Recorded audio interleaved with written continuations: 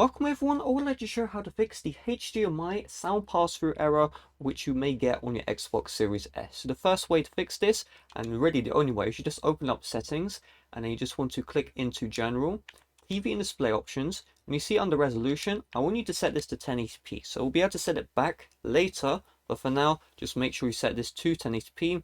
The TV will turn off and then it'll turn back on. You'll see this, keep this resolution, just click into yes. So from right now, things may look quite blurry. However, again, we have to set the resolution back. We just need to do this temporarily. Then we'll go into video modes and make sure allow 4K is turned on. If it isn't turned on, make sure this is turned on as well. Then what we're going to do is once we've done this, we're going to go back and then we're going to click into general. This time we'll go to volume and audio output, and under HDMI audio, we're going to set the audio option which wasn't working earlier.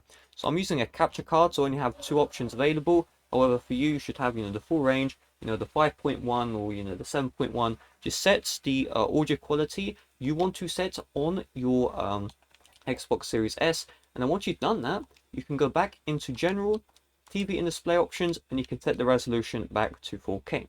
Now, if this doesn't work, then what that means essentially is your TV doesn't support high resolutions at the higher audio quality. So if that's the case, well, I guess it's a bit of a bummer. You are out of luck. So that's all there is to it. Hopefully this video did help you out. Thanks for watching. See you guys later. Bye bye.